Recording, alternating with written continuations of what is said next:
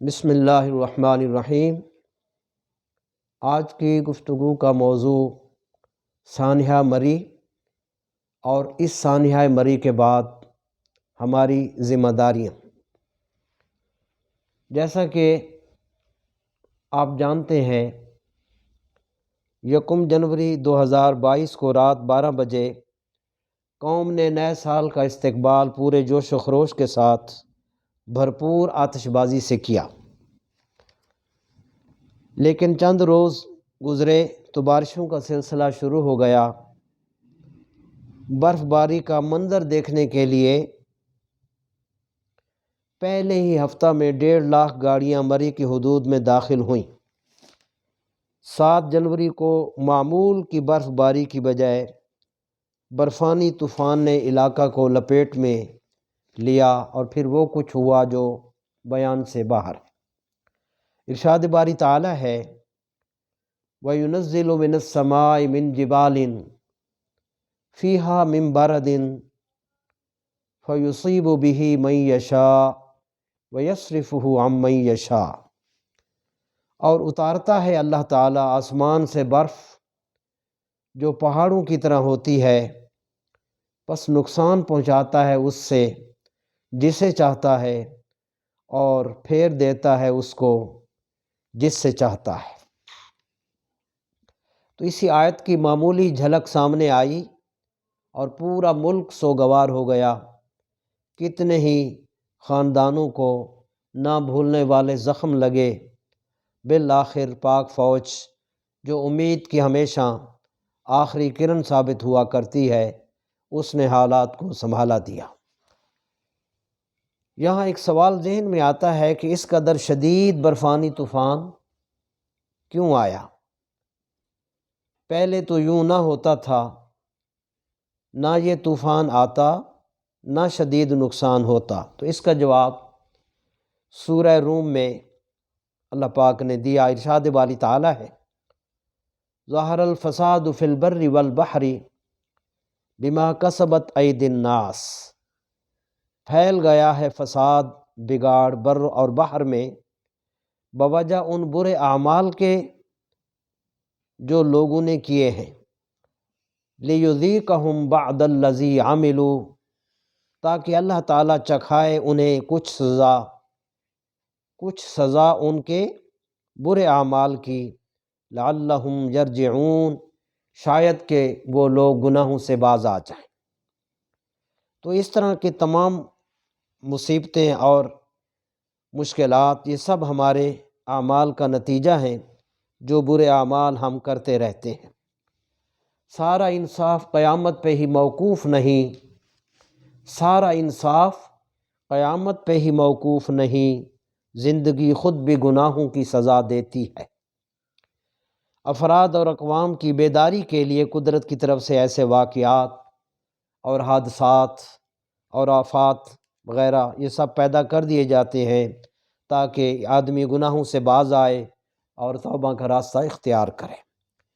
جس شخص نے اصلاح کر لی وہ اللہ کی رحمت سے نواز دیا گیا، اور جس نے قدرت کے ان حادثات اور اسباق سے کچھ نہ سیکھا، ان کے بارے ارشاد باری تعالی ہے، وَمَنْ كَانَ فِي هَذِهِ أَعْمَىٰ فَهُوَ فِي الْآخِرَةِ أَعْمَىٰ۔ اور جو شخص بنا رہا اس دنیا میں اندھا، وہ آخرت میں بھی اندھا ہوگا، اور کس درجہ کا بڑا گم کردہ راہ ہوگا۔ ہمارا کردار اور اخلاق کیا ہے اور کس درجہ کا ہے، وہ سب نے دیکھا کہ اس ہولناک اور تباہ کن رات میں ہوٹل کے مالکوں نے سیاحوں سے ایک کمرہ کا کرایہ 50,000 اور اس سے بھی زیادہ طلب کیا، اور جب وہ لوگ اتنا کرایہ ادا نہ کر سکے تو سیاحوں نے وہ رات گاڑی میں گزاری، اور اس حالت میں وہ مجبور ہوئے۔ اللہ اکبر۔ انتظامیہ کی نااہلی ہو یا ہوٹل کے مالکان کی بے حسی، بہرحال معصوم جانیں لقمہ اجل بن گئیں۔ کیا ہم اس آیت کو بھول گئے؟ ارشاد باری تعالی ہے، وَإِذَا الْمَوْءُودَةُ سُئِلَتْ بِأَيِّ ذَنبٍ قُتِلَتْ۔ اور جب زندہ درگور کی ہوئی بچی کو قیامت کے دن پوچھا جائے گا اس سے کہ وہ کس گناہ کے باعث ماری گئی تھی۔ اللہ اکبر۔ حدیث قدسی ہے، قیامت کے دن اللہ تعالیٰ فرمائے گا، یا ابن آدم مرضت فلم تعدنی، اے ابن آدم میں بیمار پڑا تھا تو میری عیادت کو نہ آیا۔ قال یا رب کیف اعود بک اعودک وانت رب العالمین، اے رب العالمین میں تیری کیسے عیادت کرتا، تو سارے جہان کا آقا ہے۔ قال اما علمت ان عبادی، کیا تو یہ نہیں جانتا کہ میرا فلاں بندہ ماردہ، وہ بیمار ہوا تھا، فلم تعود ہو، اور تو نے اس کی عیادت نہ کی۔ اما علمت، کیا تجھے معلوم نہ تھا، انک لو عدتہ، اگر تو اس کی عیادت کر لیتا، لوجدتنی عندہ، تو مجھے اس کے ہاں پا لیتا۔ اللہ اکبر۔ اسی طرح اس حدیث شریف میں بھوکے کو کھانا اور پیاسے کو پانی نہ پلانے پر بھی سوال ہوگا۔ اس لیے مولانا روم علیہ رحمہ فرماتے ہیں، دل بدست آور کے حج اکبر است، از 100,000 کعبہ یک دل بہتر است۔ اللہ اکبر۔ ترجمہ یہ ہے کہ کسی دل کو خوش کر دینا حج اکبر ہے، اور لاکھوں کعبہ کے مقابل ایک دل کی اہمیت زیادہ ہے۔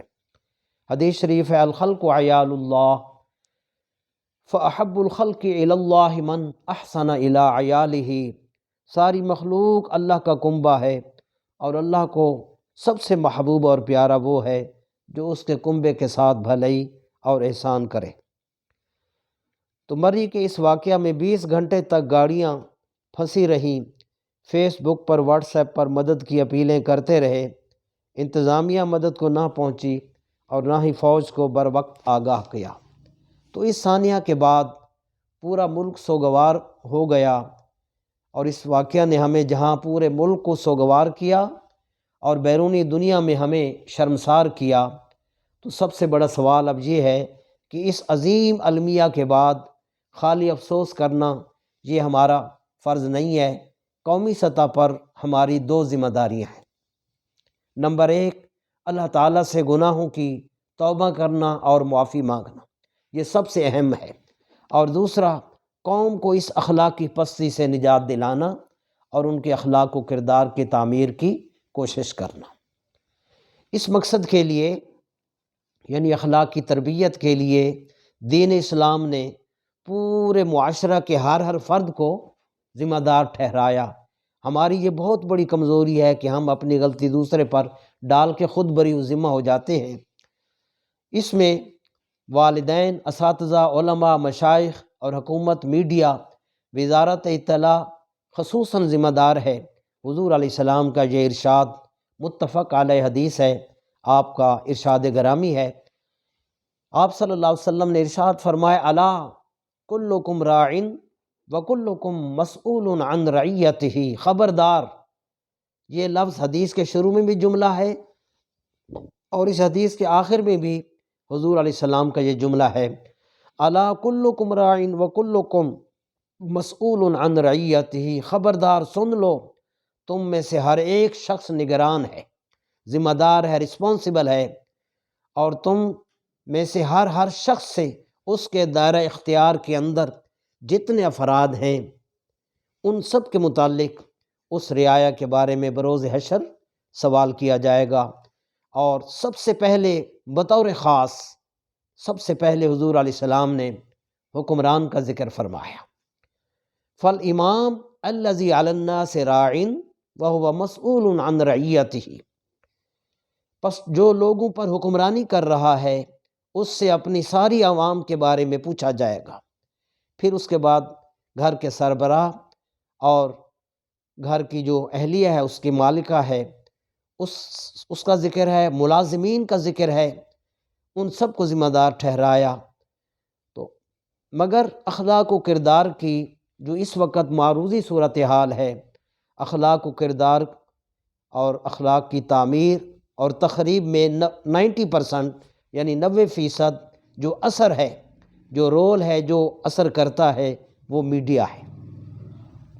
اگر گھریلو صارفین کے لیے رات 9 بجے سے صبح تک انٹرنیٹ سروس کو بند کر دیا جائے تو ہزاروں خاندان تباہی سے بچ سکتے ہیں، اور جس قدر بے حیائی کے مناظر ساری رات ہماری نوجوان نسل دیکھتی ہے، اس عذاب سے ہم نجات پا سکتے ہیں۔ جب ہماری نظریں پاکیزہ ہوں گی تو خیالات اور ارادے اور عمل و کردار میں بھی بہت جلد نمایاں بہتری آئے گی۔ اور دوسری اہم چیز، اللہ تعالیٰ کی بارگاہ میں سچے دل سے توبہ کرنی ہے اور گناہوں کی معافی مانگنا ہے۔ اس بارے میں صرف 2 احادیث عرض کرتا ہوں جس سے اللہ تعالیٰ کی رحمت کی وسعت کا بخوبی اندازہ ہو جائے گا۔ ترمذی شریف کی یہ حدیث ہے، حدیث قدسی ہے۔ قال اللہ تعالی یا ابن آدم انک ما دعوتنی ورجوتنی غفرت لک علی ما کان فیک۔ اے ابن آدم، تو جب تک مجھے پکارتا رہے گا اور مجھ سے امید رکھے گا، میں تجھے بخشتا رہوں گا، تجھ سے جس قدر گناہ بھی سرزد ہوئے وہ سب معاف کر دوں گا۔ دوسری حدیث شریف مشکوٰۃ شریف میں ہے، رواہ احمد قال رسول اللہ صلی اللہ علیہ وسلم ان الشیطان قال وعزتک یا رب لا ابرح اغوی عبادک ما دامت ارواحهم فی اجسادہم۔ حضور علیہ السلام کا فرمان ہے کہ شیطان نے کہا، یا رب، تیرے بندوں کے جسموں میں جب تک روح اور جان باقی رہے گی، میں تیری عزت کی قسم میں ہر صورت میں ان کو گمراہ کرتا رہوں گا اور انہیں برائی کی طرف راغب اور انہیں شوق دلاتا رہوں گا۔ فقال الرب عز وجل وعزتی وجلالی وارتفاع مکانی۔ اللہ اکبر۔ پہلے جملے میں شیطان نے اپنی طاقت کا ذکر کیا تھا کہ میں اس قدر پوری طاقت سے انہیں گمراہ کروں گا۔ اب اس کے جواب میں مالک نے فرمایا، اللہ پاک نے فرمایا، مجھے میری عزت، میرے جلال اور میرے بلند مقام و مرتبہ کی قسم، لا ازال اغفر لهم ما استغفرونی، مجھے اپنے عزت، میرے جلال اور بلند مقام و مرتبہ کی قسم، میرے بندے جب تک مجھ سے بخشش مانگتے رہیں گے میں انہیں بخشتا ہی رہوں گا۔ اللہ تعالی ہمیں فہم عطا فرمائے۔ وآخر دعوانا ان الحمد للہ رب العالمین۔